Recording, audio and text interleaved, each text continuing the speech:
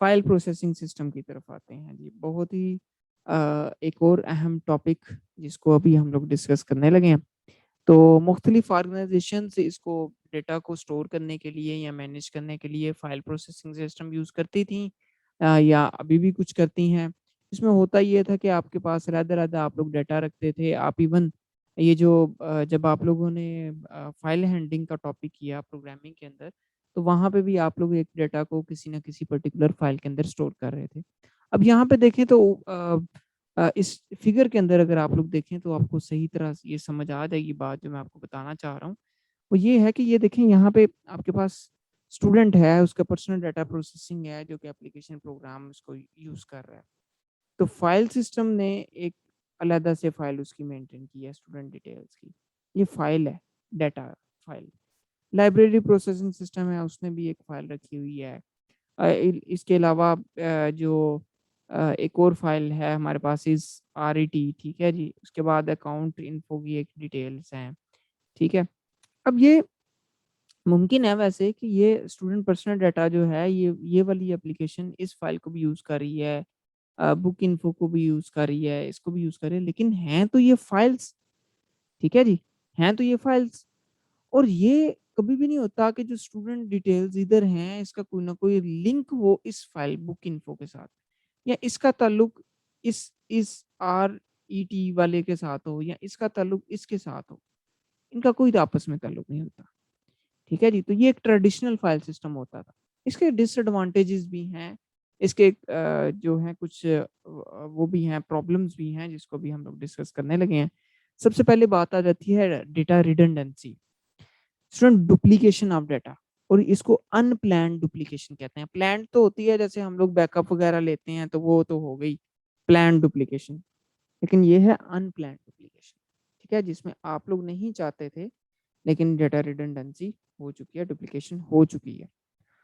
Students اس کی example میں اس طرح دیتا ہوں کہ آپ کا ڈیٹا جو ہے وہ ایڈمیشن ڈپارٹمنٹ نے بھی رکھا ہوا ہے, وہی ڈیٹا آپ کا بک شاپ والے نے رکھا ہوا ہے, کیفیٹیریا والے نے رکھا ہوا ہے. تو 3 جگہ پہ آپ کا ڈیٹا سٹور ہے. دیکھیں میں تو ایگزامپل دے رہا ہوں بہت چھوٹی, اس سے فرق نہیں پڑتا, کچھ بائٹس ہیں. لیکن جب بات ہو بڑے بڑے سسٹمز کی, بڑے بڑے لیول کی جب بات کر رہے ہوں ہم لوگ, تو وہاں پہ یہ چیزیں میٹر کرتی ہیں. اسٹوریج اسپیس ضائع جاتی ہے وہاں پہ. تو اس کی وجہ سے انکنسسٹنسی بھی آ سکتی ہے. انکنسسٹنسی کیا ہوتی ہے کہ جب آپ لوگوں کے پاس ایک جگہ پہ ایک ڈیٹا جو ہے وہ ڈفرینٹ انفارمیشن وہ دے رہا ہے, جبکہ دوسری جگہ پہ وہی ڈیٹا ڈفرینٹ قسم کی انفارمیشن دے رہا ہے. مثال کے طور پہ ایک جگہ پہ آپ کا ایڈریس جو ہے وہ سیالکوٹ سٹورڈ ہے, لیکن دوسری جگہ پہ آپ کا ایڈریس جو ہے وہ لاہور سٹورڈ ہے.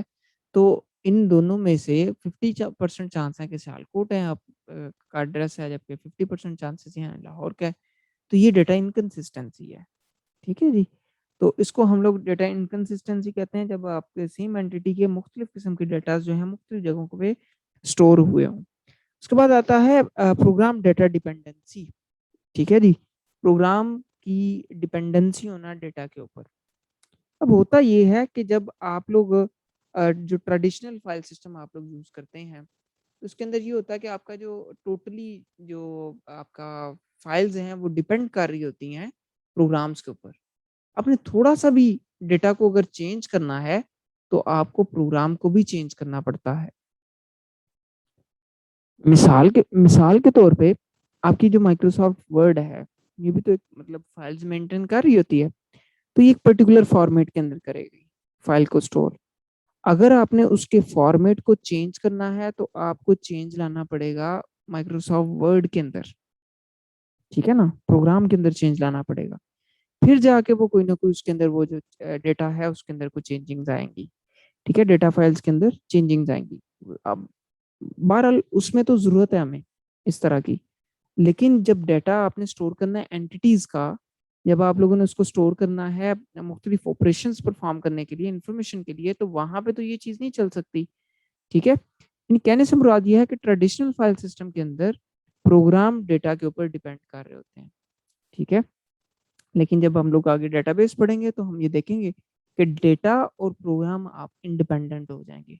آپ ایک ڈیٹا کو چاہے دوسرے پروگرام میں لے کے جائیں, اس سے اس کو کوئی فرق نہیں پڑے گا. آپ اس کو وہاں سے ڈیٹا کے اوپر کوئی آپریشن پرفارم کر کے تیسری جگہ پہ لے جائیں تب بھی کوئی فرق نہیں پڑے گا. ٹھیک ہے اسٹوڈنٹس. اس کے بعد آتی ہے لیک آف فلیکسیبلٹی. ٹھیک ہے جی, یہ اتنے بالکل جو ٹریڈیشنل فائل سسٹم ہے یہ فلیکسیبل نہیں ہے. ٹھیک ہے جی. اس کی وجہ یہ ہے کہ اگر آپ لوگوں نے کوئی انفارمیشن کوئی ڈیزائرڈ نکالنی ہے تو آپ کو یہ بہت زیادہ اس پہ ٹائم لگ جاتا ہے, اور ایون آپ لوگ اس کا جو ڈیٹا ہے وہ کلیکشن آپ کی بہت مشکل ہو جاتی ہے. ٹھیک ہے اسٹوڈنٹس. تو ایون اس کو اگر آپ لوگوں نے چینج بھی کرنا ہو تو فلیکسیبلٹی بیسیکلی اڈیپٹیونیس ہوتی ہے کہ کتنی اڈیپٹیونیس ہے کہ آپ اس کے اندر چینج لے کے آ سکتے ہیں. تو وہ بالکل نہیں, اس کے اندر جو ہے وہ آپ کو پورا کا پورا software even program change کرنا پڑتا ہے. ٹھیک ہے جی. تو نیکسٹ ہمارے پاس آ جاتا ہے انٹیگریٹی پرابلم. انٹیگریٹی پرابلم کیا ہے جی؟ انٹیگریٹی سے کیا مراد ہے؟ ڈیٹا کی سالمیت.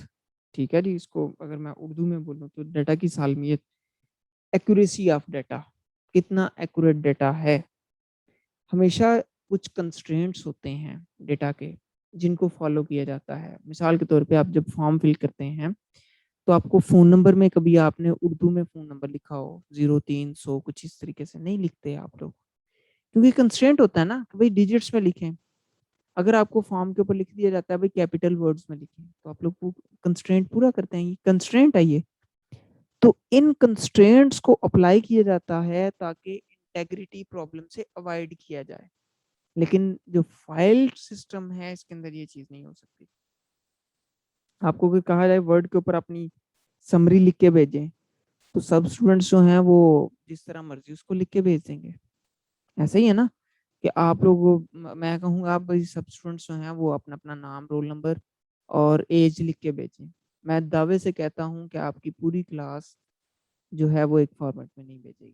کسی اسٹوڈنٹ نے نیم کے بعد ڈاٹ لگایا ہوگا, کسی اسٹوڈنٹ نے نیم کے بعد کالن لگایا ہوگا, کسی اسٹوڈنٹ نے نیم کے بعد ڈائریکٹلی نیم, کسی نے بولڈ کر کے لکھا ہوگا. تو یہ ڈفرینٹ ہر اسٹوڈنٹ جو ہے وہ طرح بھیجے گا. لیکن اگر آپ اس کو چاہتے ہیں کہ وہ ایک طرح ہو تو اس کے اوپر کنسٹرینٹس لگانے پڑیں گے. لیکن کنسٹرینٹس تو آپ لوگ اس میں لگا نہیں سکتے.